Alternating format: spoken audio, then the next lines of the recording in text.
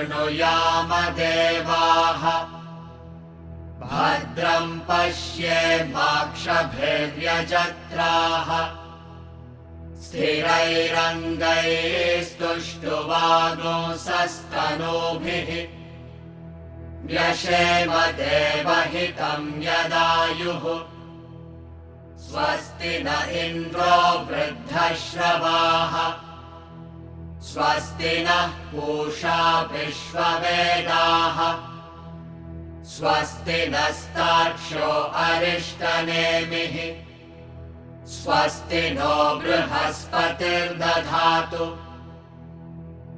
ॐ शान्ति शान्ति शान्तिः।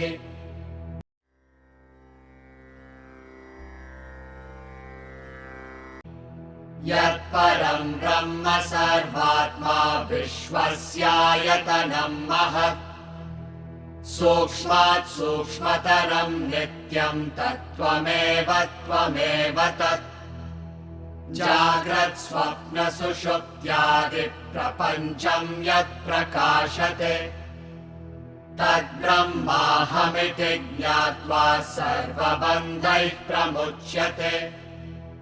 त्रिषु धामसु यद्भोग्यं भोक्ता भोगश्च यद्भवेत् तेभ्यो विलक्षणः साक्षी चिन्मात्रोऽहं सदाशिवः मय्येव सकलं जातं मयि सर्वं प्रतिष्ठितम् मयि सर्वं लयं याति तद्ब्रह्माद्वयमस्म्यहम् अणोरणीयानहमेव तद्वन्महानहं विश्वमहं विचित्रम् पुरातनोऽहं पुरुषोऽहमीशो हिरण्मयोऽहं शिवरूपमस्मि अपाणिपादोऽहमचिन्त्यशक्तिः पश्याम्यचक्षुः सशृणोम्यकर्णः अहं विजानामि विविक्तरूपो न चास्ति वेत्ता मम चित्सदाहम् वेदैरनेकैरहमेव वेद्यो वेदान्तकृद्वेदविदेव चाहम् न पुण्यपापे मम नास्ति नाशो न जन्म देहेन्द्रियबुद्धिरस्ति न भूमिरापो न च वह्निरस्ति न चानिलो मेऽस्ति न चाम्बरं च एवं विदित्वा परमात्मरूपं गुहाशयं निष्कलमद्वितीयम् समस्तसाक्षिं सदसद्विहीनं प्रयाति शुद्धं परमात्मरूपम् यः शतरुद्रीयमधीते सोऽग्निपूतो भवति सुरापानात् पूतो भवति ब्रह्महत्यात् पूतो भवति कृत्यात् पूतो भवति तस्मादविमुक्तमाश्रितो भवति अत्याश्रमी सर्वदा सकृद्वा जपेत् अनेन ज्ञानमाप्नोति संसारार्णवनाशनम् तस्मादेवं विदित्वैनं कैवल्यं फलमश्नुते कैवल्यं फलमश्नुत इति। From me alone all has risen, in me alone all exists, in me all dissolves. That non-dual Brahman am I. This we said that comes from the deep experience or anubhava of the self-realized person. Verse mantra number 19 is a culmination of the thought flow in 16, 17 and 18, which talked about the unity of Brahman and the individual, unity of the Supreme Self and the individual self. The relation is established first through the mouth of the Guru by the statement that you are the Self, Tat Tvamasi. So 16th mantra said Tat Tvameva Tvameva Tat. And 17 and 18 talked about how it is to be practiced. So upon getting the Upadesha or the advice from the Guru, the individual practices which is known as Abhyasa. So he is telling himself, reassuring himself by contemplation that I am that self. Then upon realization comes the Anubhava Vakya, or the statement of experience. Though we use the word experience, it is beyond all experiences. Experience is, we can say, the closest term by which we can understand that state. Because very clearly in the previous mantra he says, all the three, that is Bhokta, Bhogascha and the Bhogyam, whatever, all the three are merged into that. So there is no subject-object relationship in that type of experience. So it is just the experience of the self, that's all it is. From that standpoint, this mantra comes, that in that Supreme Brahman, from that only everything arises, from that everything, on that everything exists, and into that everything dissolves, just as the waves arise from the ocean, exist on the ocean, and merge back into the ocean. There is no comparison of the wave and ocean. Wave is a small limited entity, a small disturbance on the surface of the ocean. In this example, ocean is the infinite entity from which the finite waves comes and goes back. But what is interesting is, while it takes the form of the wave, it is still ocean. It is never separate from the ocean. It is a false notion that it assumes itself to be a wave, but it is actually the ocean only. Now this is, as I said, talked about at the highest level of realization, and that is how it has to be understood. As I said, from this mantra onwards, 19 onwards till the end of this chapter, it is talking more about the self in terms of not just declaration through the pointers, but as such a revelation. So we have to just feel really what the mantra says, along with what we understand in terms of our intellectual understanding. But all that needs to be said in terms of sadhana has been covered in this Kaivalya Upanishad before. So this has to be just, the rhythm of it has to be felt more than the intellectual understanding. But if at all we need to tone it down to our level, that we can say that as we get deeper into our personality and as our vision expands, to that extent the plurality merges into unity, or the plurality slowly loosens, or that much of plurality is not there, it sinks. So as we identify with our deeper personalities, so that is possible only through the knowledge. To the level of the emotions we may have up to the because of experience. When I say this, because it is a natural experience in all creatures and it is there in humans also. When you get into the stage of a family life, so when you talk about me and my family, which is where Vedanta says the love blossoms, but for most people the love ends there also. It becomes the boundary also. So the moment you are able to identify with the family, you know that you are much bigger than what you believe yourself to be. That you believe yourself to be this body, mind and intellect. No, in actual experience it is little more than that. That is what our day-to-day experience is, that you identify with the family, you work for the family, you think about the family, you sacrifice for the family. That means you are the family. You consider yourself something bigger than your immediate body, mind and intellect. That is our natural experience. Majority of the people of the world get stuck at this level. Only with knowledge can we go deeper into our personalities and identify with deeper realms. When you identify with a greater circle, when you identify with the nation, when you identify with a greater ideal, all the persons and all the beings within that you will be able to feel. So in that, what happens is, what is relevant to that verse is, all the differentiations and demarcations within that circle will vanish. So in one way that the unity is established. Here the perception is not that what you see now, that will disappear from the physical perception. It is a perception at the inner wisdom level. Meaning what you see outwardly is not what is going to be affecting your experience. Your experience is based on what you perceive internally. So you as though have a X-ray vision. you are penetrating into them and seeing what is the common factor that is binding them.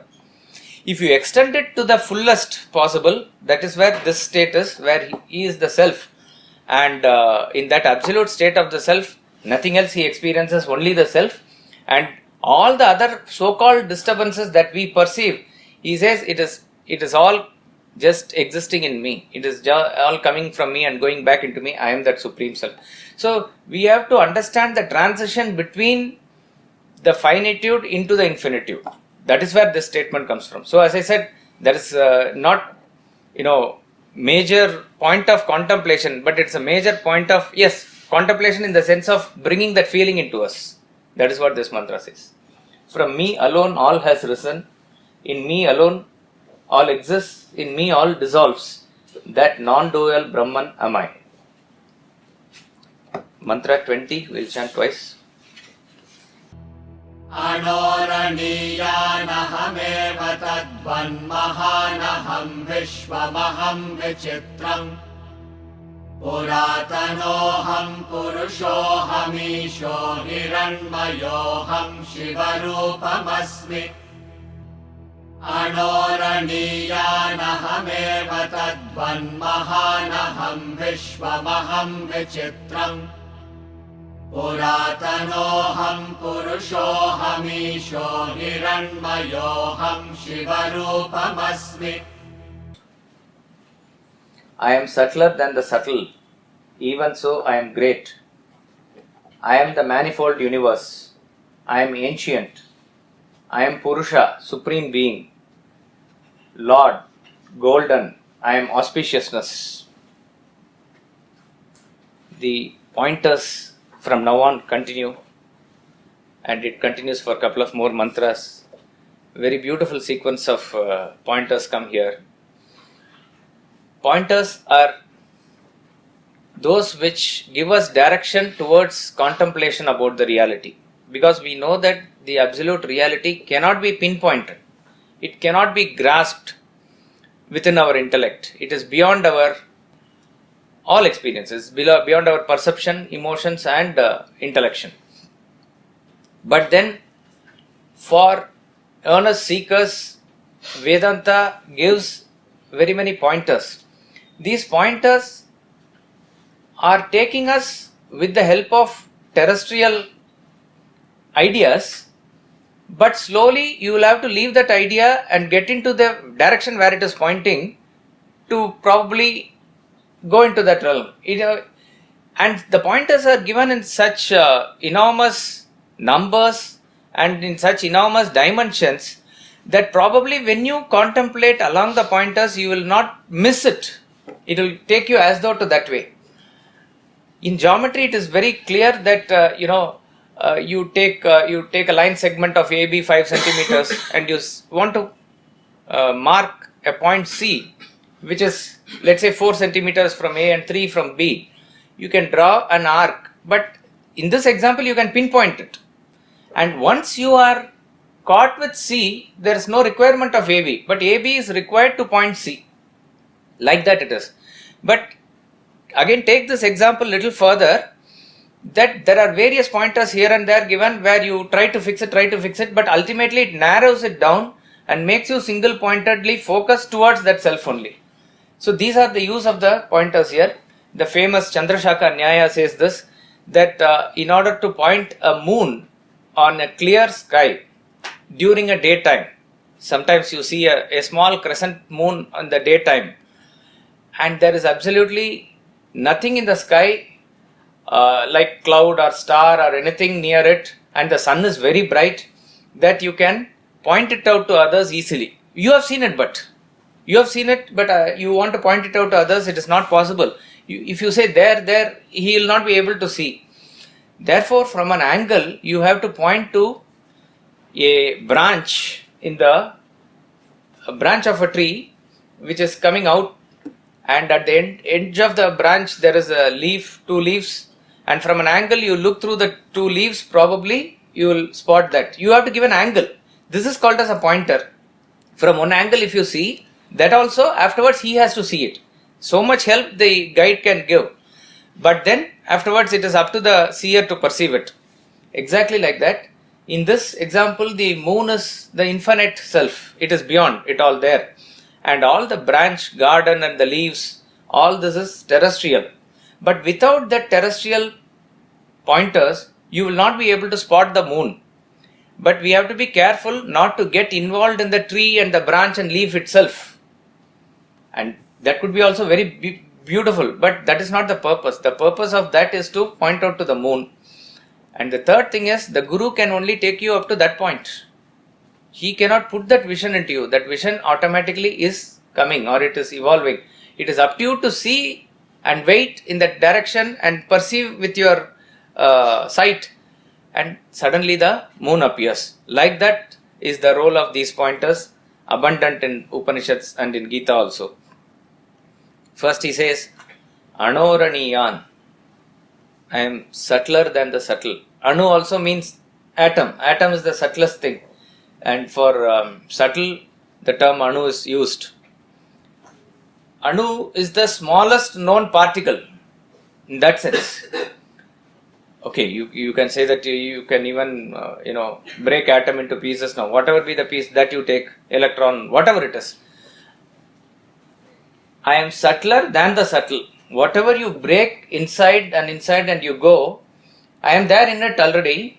So that means I am the minuter than the minutest. So suppose this small, big, all these are quantification, right? One form of quantification. Assume that he is trying to quantify Brahman. So what is Brahman? It is so subtle, so subtle. How subtle?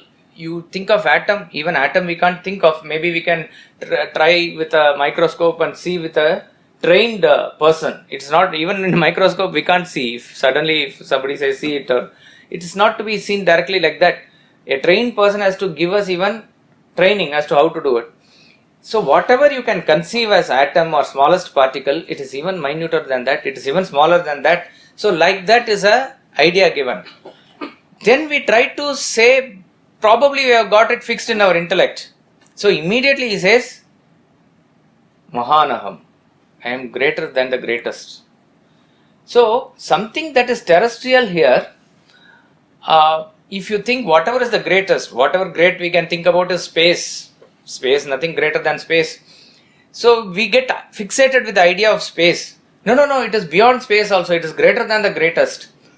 But it is the same thing which is minuter than the minutest. Then it is not understandable.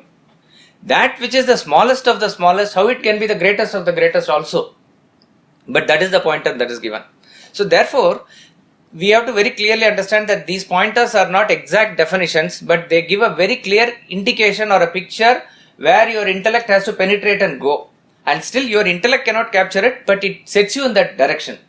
So what it means, greater than the greatest is also the self, minuter than the minutest, subtler than the subtlest is also the self. That means it is one entity which is all pervading. That is the message that we derive here. So you go deep within one cell or one unit or one molecule or atom or something, you hit something, whatever it is. That is also the same thing where you go with all your scientific inventions or with all your yogic dimensions within your mind, whatever vast areas that you cover and travel beyond also, what is there beyond everything is also the same thing. In Ishavasya, when we studied this in a different way. We said tad dure tad dvantike. That is the farthest, that is the nearest. This is again one way of saying. That which is the farthest. Kena Upanishad also gave the same idea. Lo, see that lightning, he says. And then the eyelid, then the mind. That which is the closest of our perception is the eyelid. Farthest of our perception is the lightning. That which is the lightning is the same thing as the eyelid. That which is the closest is that which is the farthest. So that means it is that which is all pervading, that which is there everywhere. So it cannot be put into any dimension. But if you want to put it in dimension, yes, say it as the greatest of the greatest, smallest of the smallest. Both are right. Anoraniyan aham eva tadvat mahanaham Vishwamaham Vichitram. We'll come back to Vishwamaham Vichitram later. Then he says Puratana. Puratana means ancient. Ancient means that which is the oldest in terms of time. Whatever you can conceive of, before that it was existing. So before time it is. In terms of experience, we say time is born at the instance of the second experience. But Brahman, without which no experience is possible, must have been present at the time of first experience also. So it is Puratanaha. And this also can be taken as Sanatana, that is all existing at all points of time. That means at any point of time, imagine a person realizes the self and understands this is what it is. The realization is, my God, this is what it is. It was already there. So this is the feeling of each and every person from time immemorial in the Guru Parampara, right from the day one, whoever is, this is what it is. That means what? It has been always there. So in that sense, it is always there means time has no precedence before it. It has precedence before time. So it is Puratana, it is ancient. Purusha. Purusha is spirit, supreme being. Spirit is that which enlivens the matter. Spirit is that which is the cause by which the matter functions. Spirit is the power which animates the matter, which enlivens the matter, which is making sure the law of cause and effect in this sense is functioning. So, in these three pointers, we also get a thought flow in one angle that when we say it is minuter than the minutest or subtler than the subtlest and bigger than the biggest, it is beyond space. Puratanaha, it is beyond time, and Purushaha, we can say it's beyond causation. So time, space and causation are the three entities which govern this universe, which are the threefold what you say, a tripod on which the universe stands. That which is beyond this tripod is the Supreme Self. And then he says Isha. Isha means the Lord, ruler, commander, governor. The laws in this universe seem to function in obedience with under a command of a supreme being. We really do not know whether such a being exists or not from our experience, that is clear. But what is understandable from an intelligent conclusion is, wherever laws are functioning impeccably, wherever laws are functioning in a 100% error-free way, there must be a supreme controller or governor. This is a fair conclusion. When we have man-made laws also, which are used to govern countries or cities. We have laws in India. We also have laws in Singapore. But anybody who goes to Singapore will say that it is well controlled and well maintained there. Laws may be as powerful or sometimes more powerful in India also. But we don't see that the laws are maintained. Laws are not functioning. So laws are not some entity which will function by themselves. So why is Singapore very powerful? They say because the ruler or the government, whoever is in Singapore, he is making sure that the laws are functioning smoothly. The implementation of the laws is perfect. In India, laws are there, but the implementing authority is not that perfect.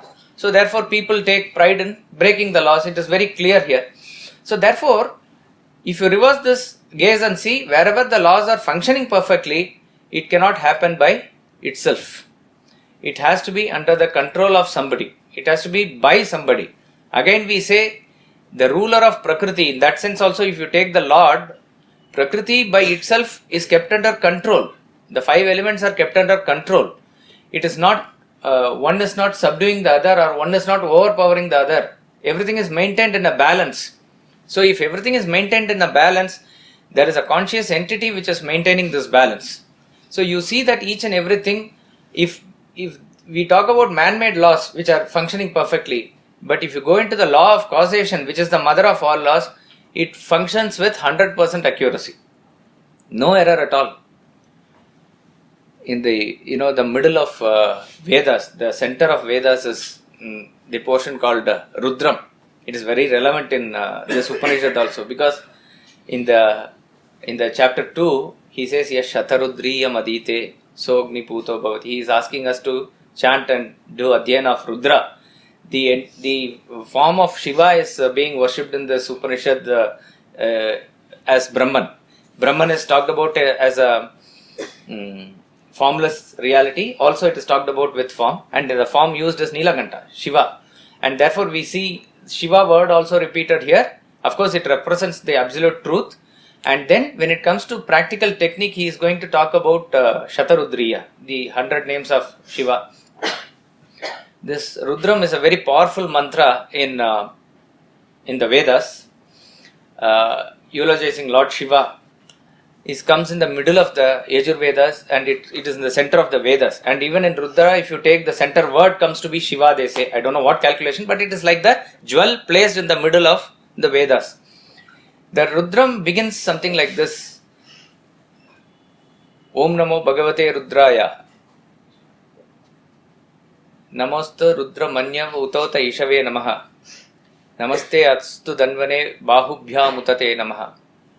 So he says salutations to Lord Rudra. Om Namo Bhagavate Rudraya. Then he says salutations to the unerring arrows of Lord Shiva. Utota Ishave Namaha. He is keeping on releasing the arrows, and these are unerring arrows hitting the target all the time. Salutations to the arrows. Namaste Astu Danvane Bahubhya Mutate Namaha. Salutations to that forearm and that arm which carries the bow from which these arrows are going untiringly. So first he says Namaste to Lord Shiva. Then he says Namaste to the arrows which are incessantly flowing from the Shiva's bow. And then he says Namaste to that strong arm which holds this bow and releases the arrow. Very interesting. And it is literally that we need to worship Shiva like this. But none other than Swami Ramtirtha again give a beautiful explanation for this. Shiva represents the reality here. So the salutations to the Supreme Brahman, Supreme Lord, Supreme God. What is this arrows? These arrows are the arrows of the cause and effect. For every cause that there is an effect, and for every effect there is a cause. This is functioning very perfectly in the world. Every law that is functioning in the world which is based on certain cause and effect, every law that we can understand from mathematical, biological or economics or psychological, whatever point of view, various laws are functioning at various levels.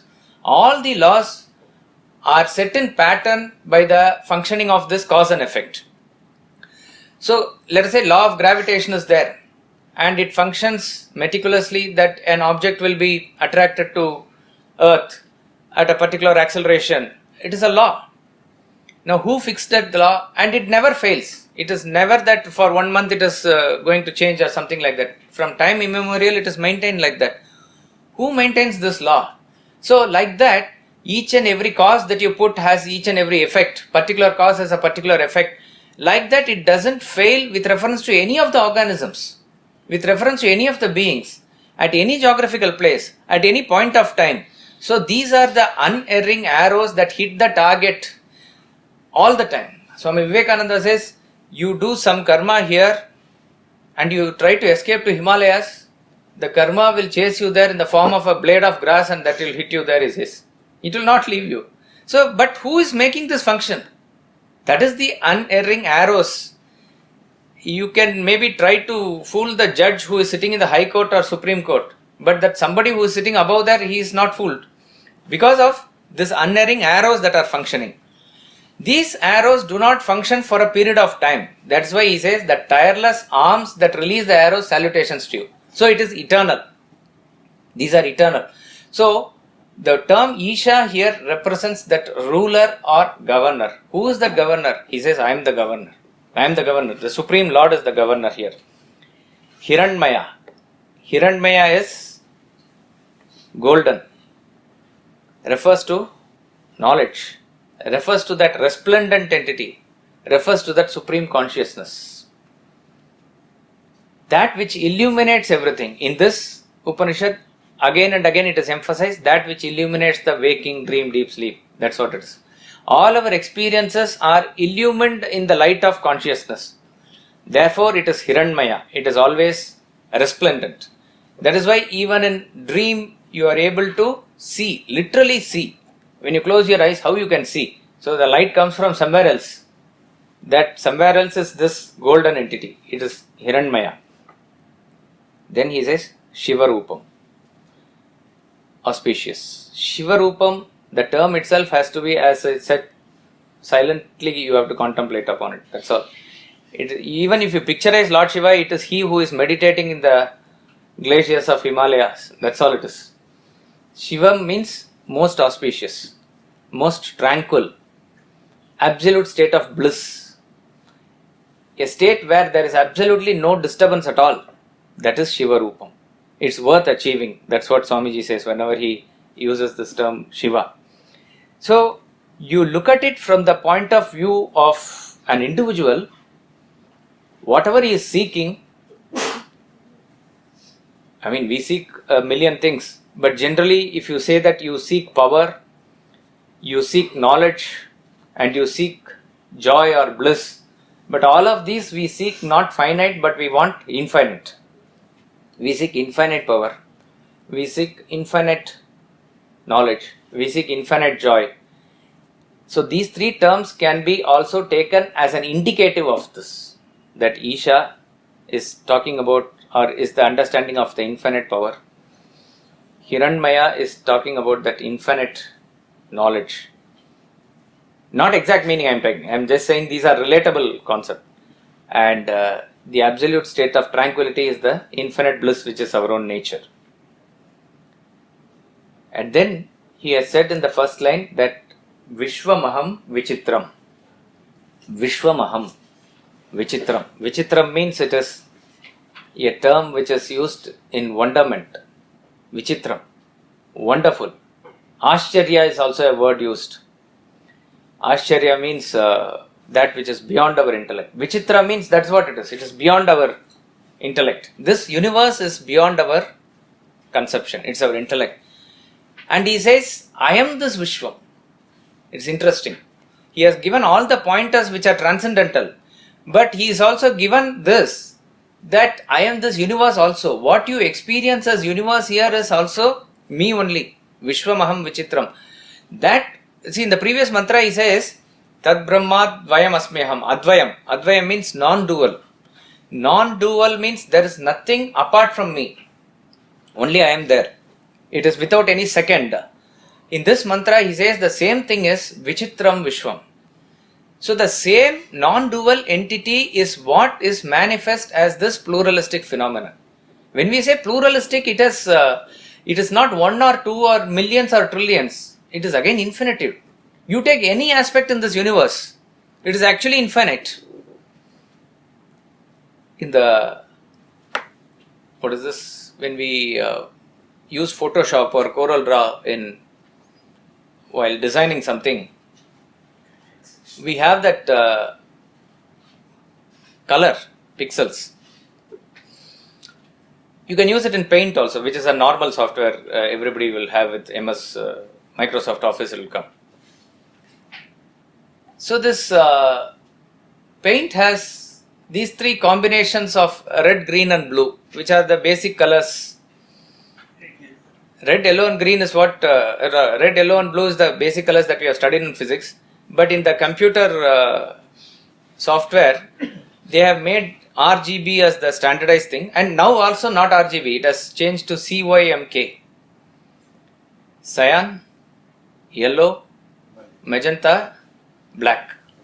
CYMK is what is being used, but originally RGB was used. Even now RGB is there, but CYMK is more advanced. From 0 to 255, you can enter any number in that 4 columns. Again, cyan. Cyan is something like red. Yellow is yellow. Magenta is something like, which color it is? Purple, blue, that in that sort of shade. And then black. So, These four combinations, you enter 0 to 255 in any of these four, and all of these four. How many such combinations you have then? It is innumerable, right? It will go into factorials. Literally it is infinite. It is infinite combination. But literally you can produce each and every color by putting these numbers. Whatever color you want, you can put it. There are different shades. In a small box like this, actually, so much is there. And you can point out also with your mouse pointer, you can go and point out this type of a color I want also. Like that it is. Now, this is within a small box that we see in a computer. Imagine how many colors are there in this world, naturally created, and all these are our combinations. These are all a drop from what we can see or what we can conceive in the natural thing. Similarly, you think in terms of sound. How many sounds, whatever be the number of animals and other organisms have, that much number of sounds is there. And they say sound is there, not audible to human ears. We have a frequency, right, between 20 hertz and 20,000 hertz. Bats are able to hear something that we are not able to hear. Insects may be hearing something which we are not able to hear. Even when it is flowering, there is a sound, they say, but we cannot hear it. So sound is how much, form is how much, color is how much, smell is how much. It is all, everything goes into infinite actually. This is actually Vichitram. This puppet show, this grand show that is happening here is Vichitram. Vichitram means it is ununderstandable, it is inconceivable. That Vishwam, he says, I am. It is not that he says, I have created this Vishwam. I am this Vishwam, I am this universe. In the great Vishnu Sahasranama, which talks about the 1,000 names of Lord Vishnu, very famous. But what is covered in the entire 1,008 names is covered in the first two names. The first starts with Vishwam Vishnu. That's all. Vishwam Vishnur Vashatkaro Bhutabhavya Prabhu. It comes like that. 108 shlokas covering 1,008 names. But the first two names are Vishwam Vishnu. That's all. Vishnu unmanifest reality, Vishwam manifest reality. In this everything is covered. So Vishwam is nothing but the manifest reality. It is Vichitram because we cannot understand this. As I said, that is why the more we are able to delve into the perception of the nature itself, world itself, we will be able to absorb divinity. It is there for us to experience as it is. That is why subtler a person goes, greater is his spiritual experience. He is able to visualize and experience divinity in small things. Like Wordsworth saw divinity in daffodils. Like that it is. You can see divinity splashed everywhere. And all this is actually not possible for us to conceive how it is made, how it functions. Even a small thing like a world in the universe, when you compare our planet Earth, in the universe it is infinitesimal. It is not even a speck of a dust. But if you are able to even study these aspects of the world, we get into rapturous ecstasy. So any knowledge, therefore, if you approach it with this liberal mind, it will have to lead you to that same divinity only. You approach geography, you approach mathematics, you approach science, you go into atomic physics, whatever it is, you go deeper and deeper and deeper, you have to stand aghast as the great thing that is going to get revealed to you. This is Vichitram. In 29th verse of chapter 2, Krishna says in Bhagavad Gita, Ascharyavat pashyati kaschitenam, Ascharyavat vadati tataiva chanyaha, Ascharyavat chainamanya shrunoti, Shrutvapyevam vedana chaiva kaschit. Some people talk about this as Ascharya, wonder. Some people see it as Ascharya. Some people listen to it as Ascharya, but nobody can understand this Ascharya. Nobody can really fathom or conceptualize this Ascharya. Ascharya means wonder. Wonder means that which is beyond our intellect. Magic. That is a magic. So, if for a person who is not scientific, who has no base of scientific knowledge, Even a rocket going upwards could be Ascharya. Or for a child, it's Ascharya. A puppet show is also a wonder for a child which cannot understand that there is a small thread by which these dolls are dancing. It's Ascharya, it is magic, because it is beyond the intellect of the child. But once you know the thing, what is happening behind, you may still enjoy, but it is not Ascharya. But this can never be known. This invisible hand which operates this, however it operates, that can never be known. Therefore, he says it always remains as a Ascharya. Ascharya means you have to stand aghast in wonder. So, it is the aim of the study of the Upanishad, the aim of the study of even spirituality, is to gain this experience of Ascharya. It is not that I'll go now and try to get that wonderment feeling. I'll go to Himalayas and say, very beautiful. It will not come like that. When you are filled up with the divine thought inside, with the slightest of expression outside, it automatically comes out. That's what is Ascharya. The base for that is, he says, Vishwamaham Vichitram. If you get into the feeling of Ascharya by seeing the universe, understand that it is me only. I am this manifestation as the universe. I am subtler than the subtle. Even so, I am great. I am the manifold universe. I am ancient. I am Purusha, supreme being, Lord, golden. I am auspiciousness. Yes, Rupa. Yet in a sadhana, we are asked to negate this universe, to look for the truth. Right. So, what is what has to be understood in the context of assertion and negation is, assertion and negation is given as a sadhana. As for us now, the world is real, right? The world is real, and therefore each and every aspect of the world, we give a real value to it, and therefore, obviously, per se, inherent in it, there is no reality. So when the reality in it changes, we are affected by it, right? So therefore, if we are in search of Brahman, at the sadhana of the discrimination of negation of the unreal and assertion of the real, we are asked to, since we cannot assert what is real, since we don't know what it is, whatever you see, whatever you perceive in the world, the value that you have given to it in that form, you have to negate it. That this is not the reality, this is not the reality.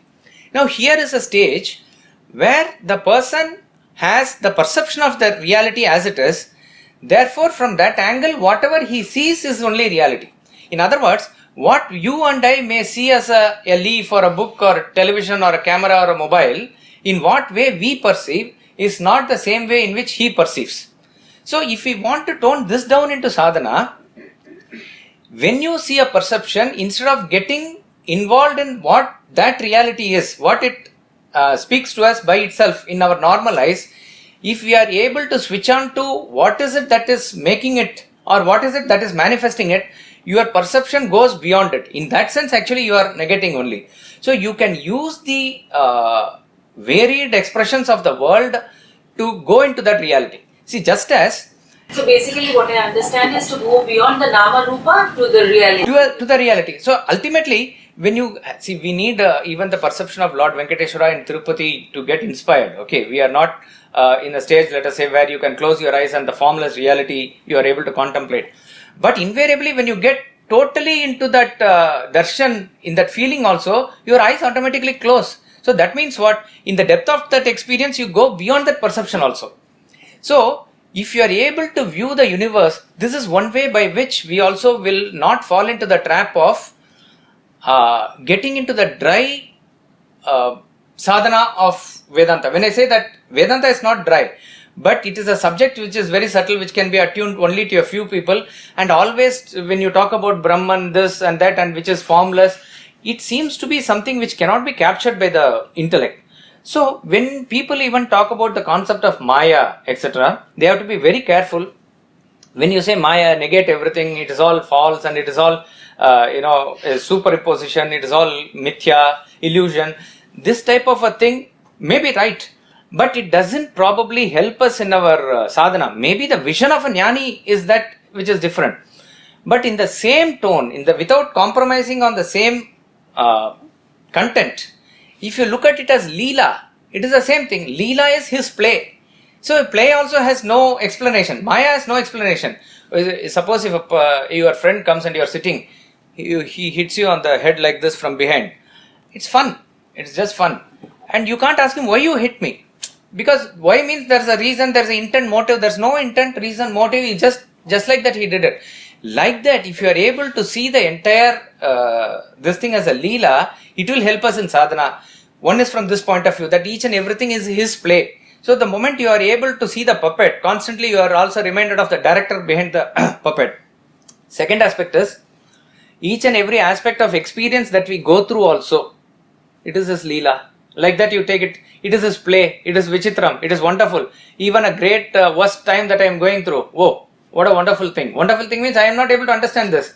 Best of times, why he has given me so much, why he has placed me in such a pedestal, I don't know that. It is also vichitram. So if you are able to look at it that way also, you are able to negate your experiences in this way. So to look at it as a vichitram is even more a easier way. Basically, it's appealing to the bhakti side of the Bhakti side also. But if you look at it from intellectual angle also, you just cannot understand it. You just cannot understand it. It is beyond our intellect. So therefore, it gets into that feeling of ecstasy. That is why that Ashcharya is a feeling which is beyond the mind and intellect as it is. Yeah. The Ishavasya mantra 1, understand that all this is pervaded by me. And this mantra 19 of Kaivalya, that for me everything is arisen and in me everything comes back. Both are in the same context and same meaning or different context? It is. In the mantra he says, Mayi sarvam pratishtitam. So in me everything exists also. So Ishavasya says, Ishavasya mitagam sarvam means the Lord pervades everything. Therefore, what for us now, from Ajnani's point of view, the Lord is covered by the our perception, whatever you see. Like the snake is covering the rope as it were. But he says, you have to cover the snake with the rope. Because that which is rope which is only pervading. So your perception is that only. That is Ishavasya. Yeah.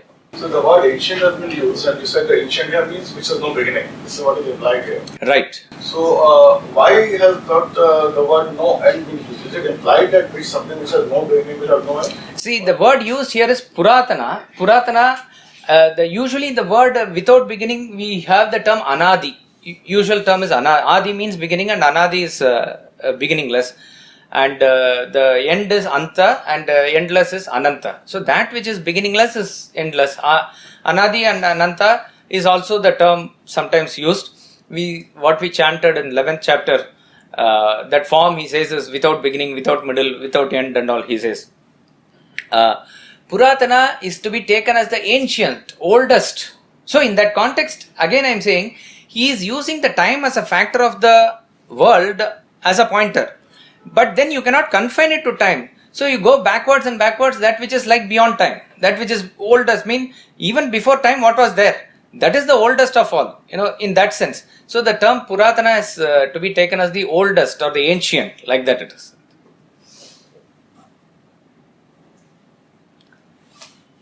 We'll chant mantra 21 twice.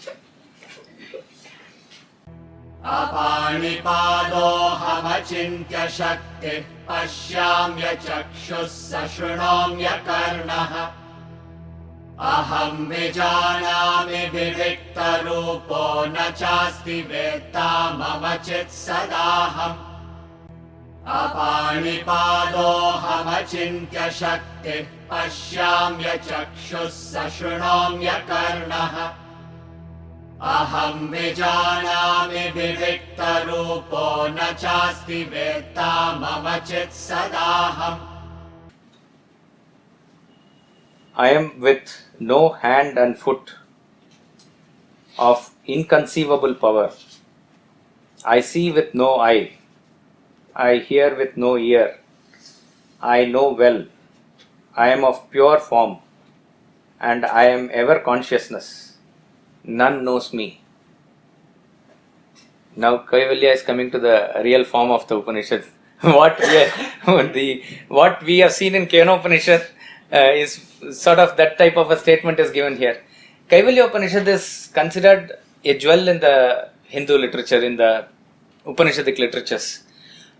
though we said in the beginning it may not be part of the Dashopanishad which the Acharyas have commented, but it has a special place in the study of Vedanta. Great masters have commented upon it, and we have Swami Chinmayananda's great lecture also and commentary also on it.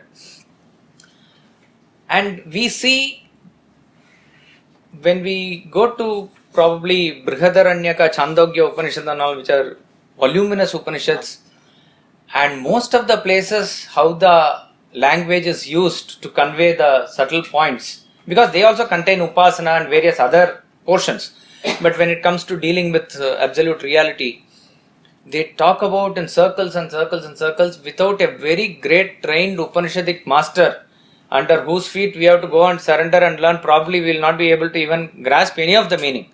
Sometimes per se, if you see the meaning, it will be absurd, totally absurd. It will be like that. That is why Swamiji said for the 3-year course, and from the level at which the students have selected and taken there, he said these 4 Upanishads is more than enough. We will see some of these things slightly, a little bit there in Mundaka, which is a little bigger Upanishad, but Kena Upanishad, Ishavasya Upanishad, these are all more direct and smaller Upanishad if you take in terms of size.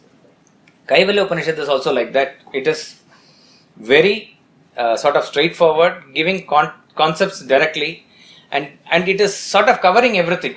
So that is why we saw that all aspects of sadhana, shraddha, bhakti, dhyana, then meditation, then maya, everything is sort of covered here.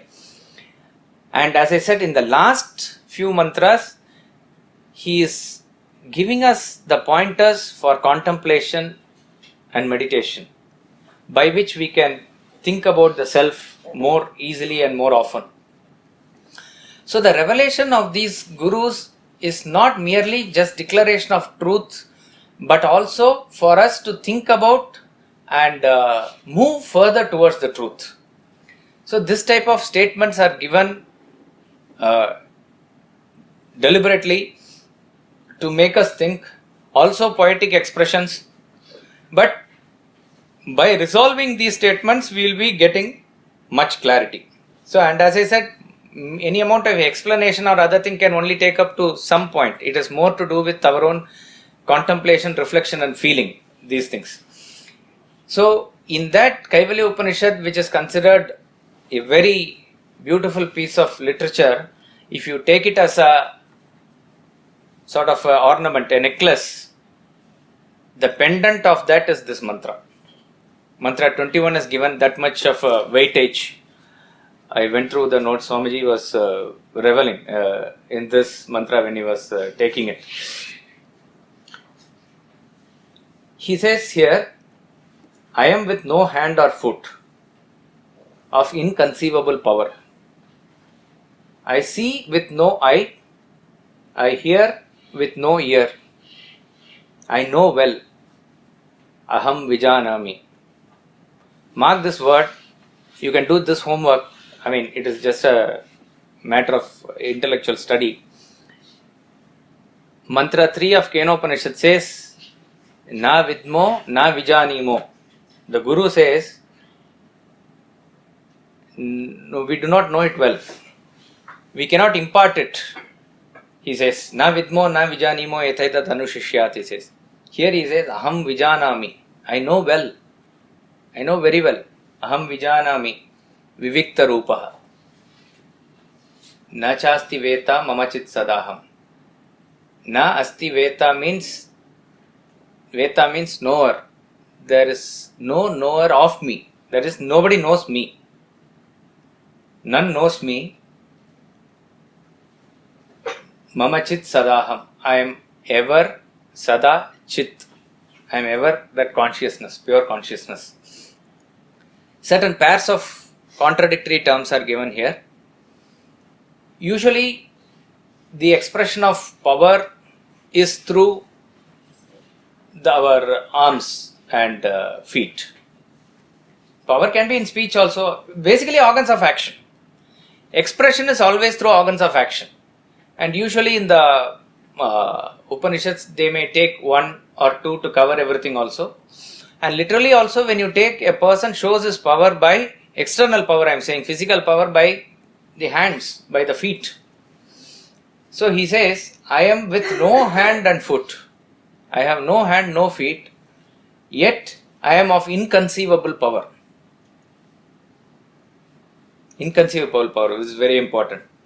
And again, we will just go through the contradictions. He says, with no eyes, I see. I see without eyes. I hear without ear.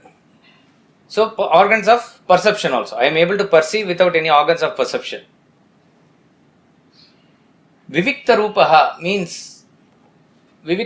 means of pure form. Pure form means that there is no form at all. That is, pure means there is nothing as it is. Nothing means I am there. In form as such of me is not there. Absolute purity is there. So Rupa is a term that is used. Vivikta Rupaha means there is nothing else is there. That pure form which is nothing else is there, but he says Aham Vijanami. I know everything, but none knows me. I am that pure consciousness. A very beautiful mantra for contemplation. The main point here is of inconceivable power. This is directly connected with what we studied in the previous mantra as Vishwamaham Vichitram. What is this inconceivable power? It's really, really inconceivable power. Vedanta treatise, you go through the last chapter where he talks about finite is infinite in that portion. In that portion, he talks about a small passage he quotes from the Science 85 magazine. He is talking about how a perception is registered. As you just casually walk along, you see some person across the street and you say, oh, there's Sally. Your friend Sally is going there and you recognize and you say, there's Sally. This happens in a microsecond or half a second, it happens. But he says, science, when it was in 1985, it has found out that and it is saying what it is. Now we can even have visual replication and greater understanding of what exactly is happening, and we see in documentaries also. For the object to be registered into your sight, how many millions calculations are happening within you in that microsecond is phenomenal. It is how much of your cortex is used, how much your ophthalmic nerve or whatever is used, and how much of that is taking the image to the brain, and what happens in brain where the image is processed. It is the central processing unit we have where it is processed, and then the image is projected where you can see, and all this happens within a half a second of our time. Half a second, maybe also more. But he says millions of calculations are happening within you. It is your eye, it is your nerves, it is your brain. So who is doing all these things? Actually, you are doing all these things. And remember, this is a experience that he is saying while you are walking on the road. That means you are also balancing, walking, you are doing various other things. Are you not breathing at that point of time? The heart is pumping blood, your food is digested, kidney, liver, pancreas, everything is functioning. Each and every nerve is functioning, blood vessels, everything is functioning. And he is only taking one minor aspect of it, which is registering the sight. That involves, he says, millions and millions of calculation within 1 second. So that means, imagine what is the power that is getting operated within us. So if you believe yourself to be finite now, it is a false notion. If you are finite, you will not be able to do this infinite things that you are actually doing, which you are constantly doing. So therefore, the infinite has not to be understood only with reference to the future. Future in the sense, you take a smallest of seeds, small seed of a banyan tree or a poppy seed or anything, which is sort of an invisible seed. But that invisible seed has the potential to grow into a massive tree. Where is that power hidden? It is latent within it. So we see that seed has an external form. That seed in that external form is dead as we bury it in the ground. But in that place something else comes. So therefore there is something which is not dying in that seed, which is manifesting itself. That expression of that power, it is Achintya Shakti, it is infinite power. Now why he is saying that is that power different from the power that is making your eyes function? Can that power be different from the power which is making your brain function? It is not a different power. That which makes the flowers blossom, that which makes the leaves grow, that which makes the cat or owl or any other animal or bird or insect or a fish do whatever it is doing, it is the same power which is making you doing, but you are able to identify with your own nose, your own eyes, your own ears, and you know it is mine. So if you say that nose is mine, then the sight registered is also my sight. All that is happening within is also yours only. So therefore, who are you? You are not this finite entity that you believe yourself to be. So coming back to that, he says that seed which grows into the big tree produces how many seeds? We don't know. That tree can produce hundreds, thousands of seeds. Each seed has the same potential to grow into another tree, and that tree can produce thousands of. So what is the power of that original seed then? It is infinite. Achintya Shakti. This is Achintya Shakti. Inconceivable power. So a egg is hatching and a chicken comes out. The chicken produces an egg, and then further chicken comes out. Like that chicken may lay many eggs. From that many chicken come out. So from that initial egg or the initial chicken, how many it has produced? Millions. It can grow. The family can grow into trillions also. Any creature like that, bacteria or this amoeba, it divides itself. When it is dividing, it is not killing itself. 2 are produced. Then those 2 divide, 4 are produced. Within a matter of hours, it can be multiplying like that, virus, bacteria, amoeba, all these things like this. So is the power of the original amoeba anyway less than the amoeba that is produced in the 16th division or something like that? It is not. It is retaining that same power. The potency to divide and produce million is retained there also. So it is inconceivable power. Animals, men, human beings also. You have a son, daughter, they have a son, daughter. They have that same potential. They can produce. So therefore all that comes from your essence which is inside there within you now. So the infinite potential is not to be measured with reference to your future like this. But at this moment, at this very point of time, what are you doing? You can say you are sitting here, you are listening, but each and every cell of you is active in some way or the other. There is a particular power which is making this function like this. That power, absolutely it is inconceivable. So that is called as Achintya Shakti. And the expression of the Shakti is usually through the limbs. But he says, I have no legs, I have no arms, I have nothing, but my Shakti is inconceivable. Fabulous mantra for contemplation. No permission. No. We'll conclude with the bhajans here.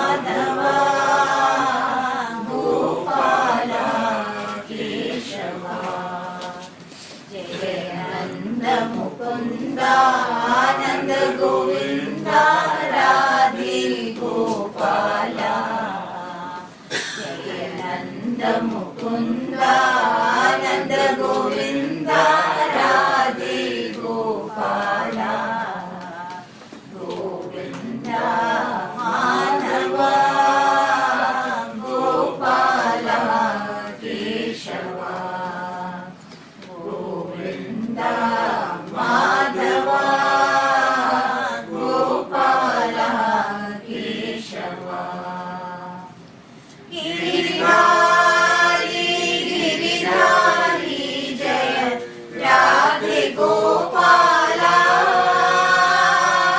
Giridhari Giridhari Jaya Radhe Gopala Ghanshyam Shyam Shyam Jaya Jaya Radhe Gopala Ghanshyam Shyam Shyam Jaya Jaya Radhe Gopala Jayananda Mukunda Ananda Govinda Radhe Gopala Jayananda Mukunda Ananda Govinda Radhe Gopala Govinda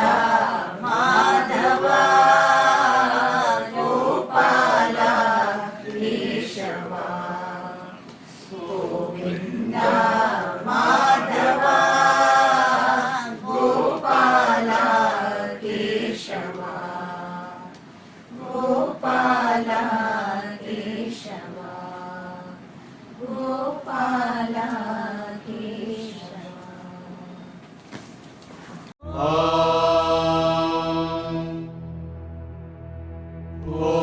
पूर्णमदः पूर्णमिदं पूर्णात् पूर्णमुदच्यते पूर्णस्य पूर्णमादाय पूर्णमेवावशिष्यते। ॐ शान्तिः शान्तिः शान्तिः।